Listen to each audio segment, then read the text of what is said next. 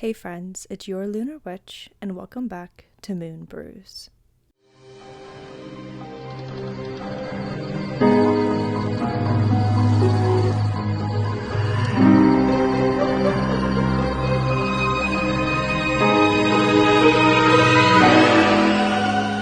It's a cold autumn night in the early 1900s. The stars are bright and the constellations are forming before your very eyes as dusk skies turn into night. Leaves crunch under your sneakers as you walk through a dense forest in western Maryland. The trees have mostly lost all of their leaves, allowing you to see the stars through the breaks of the tree branches. The moon wanes in a crescent, so lighter is all you have to guide your way through the forest. You continuously ask yourself why the hell you find yourself out here.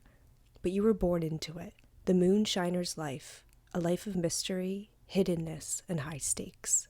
You make your way to the grounds that support your family and the locals with local moonshine. As you walk down the forest, you hear a shriek. So ear-piercing, you almost lose your balance. A train whistle screech echoes through the trees, while your lighter goes out in a quick whoosh. Surrounding yourself in total darkness, you look up at the stars for guidance and light as you see a shadow pass over the moon. A large shadow with enormous wings, tentacle-like arms, and a beak for a face. You just saw your first Snallygaster, the Snallygaster cryptid of western Maryland. You run and hide. The Snallygaster is an unforgiving creature of the night. Its name translates to quick spirit or quick ghost. There is no way to know where the cryptid went or where he will appear next. This creature is described as part bird and part reptile, with a long metallic beak and razor-sharp teeth. This creature has one single glowing eye in the center of its forehead, like the well-known Cyclops. With enormous wings, it flies across the night to stalk its prey. And it lands with steel hook claws. What makes this creature even more terrifying is that it has tentacle-like tendrils that coil out of its mouth, like a fucking octopus. So what is it? A flying octopus? A bird-like creature that has evolved into half-octopus with a vicious beak to kill and eat its prey? The pictures of this beast are terrifying. It would be one hell of a monster to just make up and create folklore about. The Snallygaster is a fearsome, dragon-like mythical cryptid, deep-rooted in the folklore of central Maryland and the Appalachian region. It carries deeply rooted fear and wonder, especially from those who were imprinted by the storytelling of this creature, and how their storytelling directly shapes society as we know it. Like all traditions, the tale of the spirit continues to evolve, morph, and change with every retelling. Was this from a simple game of telephone? Or did this evil creature evolve because of the encounters occurring and real eyewitness stories finally shedding into light? The stories of the Snallygaster continue to echo and live on today. So where did this cryptid originate from? The beginnings of the Snallygaster are complex and heavily debated among the public, creating an even eerier feel to the cryptid. Does anyone know where this creature actually originated from? The early lore of this creature began from talk from German immigrants in the 1730s. Our timeline starts pretty early. As the settlers came to America, legends of this creature were born. Did this creature follow these German immigrants to the American lands? Or did they stir what was already hiding in the woods? Early lore described this creature as half-bird with features of a siren and a nightmarish feature of demons and ghouls. It's described as both a physical cryptid in some accounts, and in others it's a ghoul of the night, maybe even a shapeshifter, or an interdimensional being. Legend has it the Snallygaster would swoop and grab humans from the ground in silent attacks, which is impressive due to the mere size of this creature. It would then fly the victim away and land somewhere far enough to eat its prey. This creature also took children and animals as victims as well. What is interesting about this cryptid is that it also has vampire ties. It is described after the Snallygaster had killed its prey, it would then suck the blood of its victims. There was even one victim named, I don't know if I wrote down the name. Hello? Oh my god. Did you hear that? There was a knock at the door. Oh my god, this is live. Live fear. That was weird. There's nobody there. Oh, hey, it's your Lunar Witch in present time. I have to go back and I'm editing right now and you can hear the freaking knock on the recording. So if you didn't hear it the first time, I'm going to enhance the audio so you can hear it and then we will resume our normal programming. But guys, you have to, this is wild. The name is, I don't know if I wrote down the name. Hello? The name is, I don't know if I wrote down the name. Hello?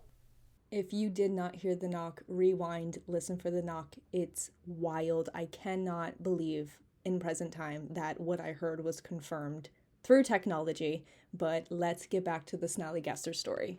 Anyways, but basically, somebody was picked up as a victim. The Snallygaster pierced this victim through his neck and then proceeded to suck all of his blood. With its beak-like octopus mouth, the long tendril tentacles kept its prey in place, hiding behind its enormous wings in the woods. Once the lure moved farther away from the German immigrants and entered Dutch country Pennsylvania, the well-known German name for the cryptid, Snallygaster, had turned into what we know today, the Snallygaster.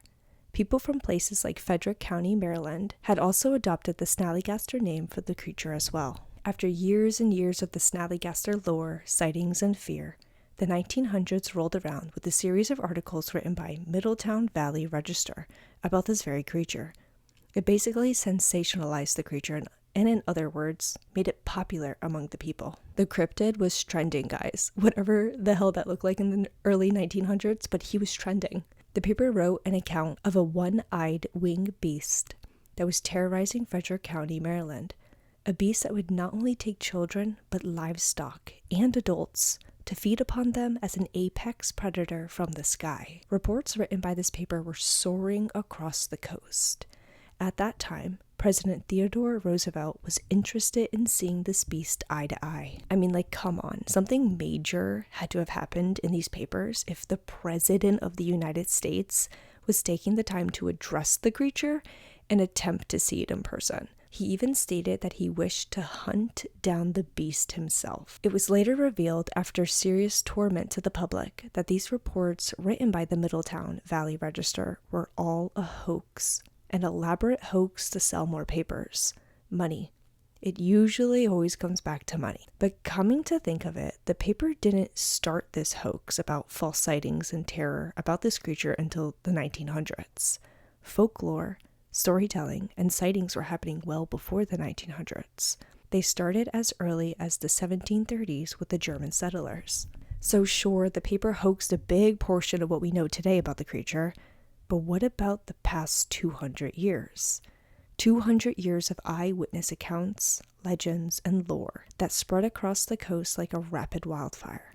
To me, this hoax adds like a shadow to what actually existed well before the papers were even released. A shadow that muds the clear water on what the Snallygaster had done previously between the 1700s and early 1900s, like a distraction. What I will say is that it is important to touch on the truth of history, and unfortunately, the Snallygaster was a cryptid lore that was weaponized. In the darker parts of history, the Snallygaster was used to weaponize Jim Crow's era of racial segregation, to basically scare people of color away, threatening that this beast would swoop down and take them away. Papers at this time were writing that it was targeting people of color only.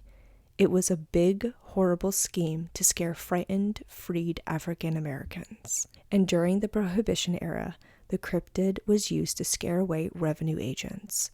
Moonshiners were using this creature as a way to protect their doings.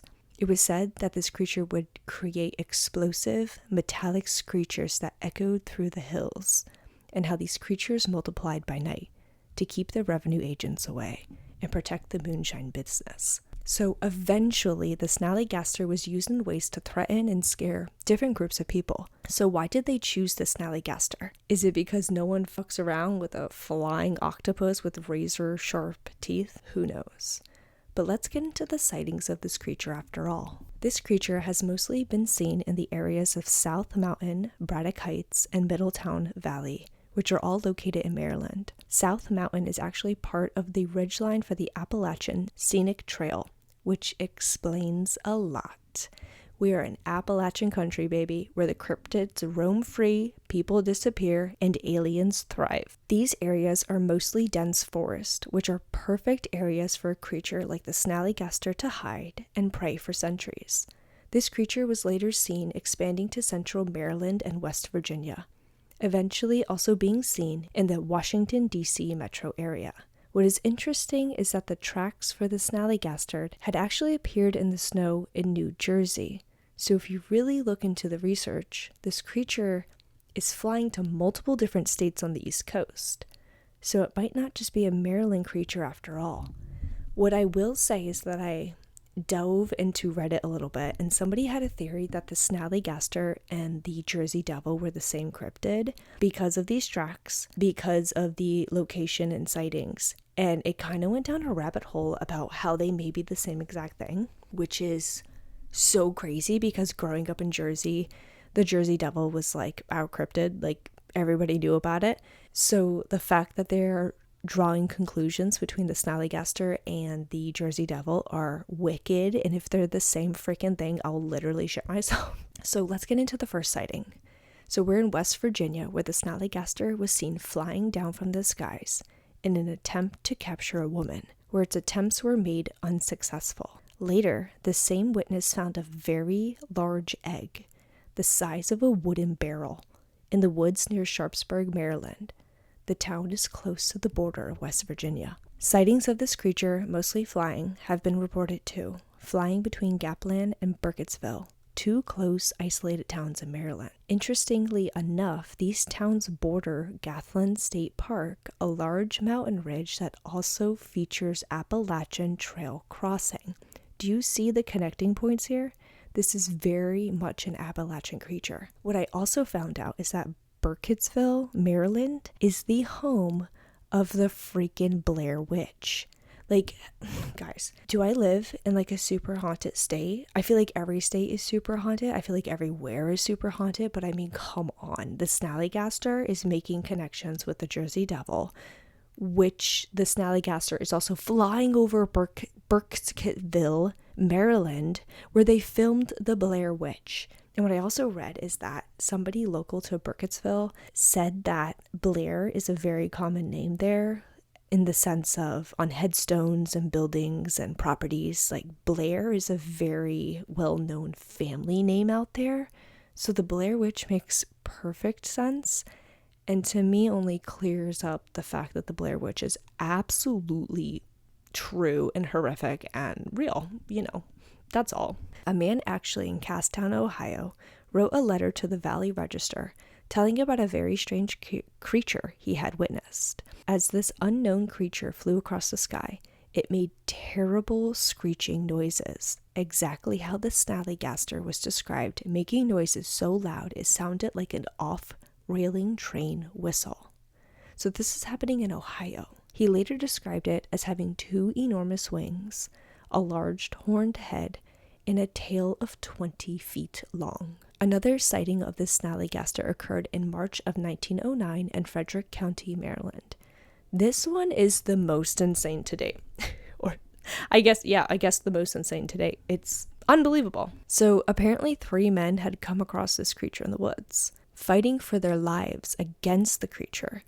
They fought this creature apparently outside of a railroad station for an hour and a half, eventually tiring it enough to chase it back into the woods of Carroll County. Was this a true story of a cryptid defeat? Or, 3 men who had ego issues? But we'll never know. But that is the craziest Snallygaster witness encounter reported. So 23 whole years would pass before a sighting of the creature would occur again. Let me pause really quick. Don't be offended if I came after man egos, because women have egos too, period. Okay, so 23 whole years would pass before a sighting of this creature would ever occur again. And this sighting of this creature also unfortunately encompassed his death. So a witness had described seeing a creature fly over Washington County. Reports stated that the Snallygaster would fly overhead on property of local moonshiners. This was because apparently it was attracted to the aroma of the moonshine in the air. But as the creature flew above the fumes, it was overcome by the toxic airs, and fell to the ground to its death. What makes the story even weirder is that there were reports of several revenue agents that allegedly arrived at the scene to destroy all evidence of this creature's existence. They did this by exploding over 500 pounds of dynamite. I think this is freaking overkill. 500 pounds of dynamite? They really didn't want public confirmation of a deceased Snallygaster to leak out, right? What the hell are you doing with 500 pounds of dynamite? And why do revenue agents have it? This is like wicked. So did they know about this the whole time? It's like the government knowing that there always been aliens, and now they're just slowly releasing footage of it and nobody's talking about it because we're so desensitized at this point. It's ridiculous. And ever since then, there have been no reports of this creature lurking in the woods of Appalachian country, which is so sad. I hope this last Snallygaster didn't fall to his death. Let's talk about some witchcraft. So while the monster still reigned high in the skies, the people used witchcraft as a protective measure for them and their families to ward off the beast. Archaeologists unearthed witchcraft materials buried underneath homes and on properties of the people who lived in the area of the Snallygaster. These items included concealed stones, witch bottles, and other ritualistic objects. They were sometimes even buried beneath thresholds or hearths. A 7-pointed star was a common symbol that was used on the homes of those that wanted protection from the Snallygaster. The 7-pointed star is known as a heptagram or a fairy star in witchcraft, and it gives off protective magical energy. It represents the 7 sacred directions. So it represents, let me tell you what they are and then I'll go into it. So it represents east, south, west, and north, above, below, and within. So east, south, west, and north are the 4 cardinal elements. Above represents the spiritual realm and the divine. Below represents the physical realm, the earth, and the underworld. And within represents self and spirit. So a symbol that directly represents magic, cosmic order, and spiritual completeness. And it acts as a sigil for shielding against hidden dangers and unwanted energies, specifically to ward off any malevolent entities. So, the Snallygaster.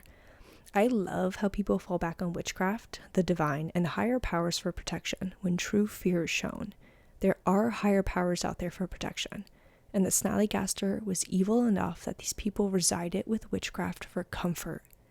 So was the Snallygaster a quick spirit, one that had vanished into the next dimension when its time here on Earth came to an end? Or do they still physically lurk in the woods of Appalachia?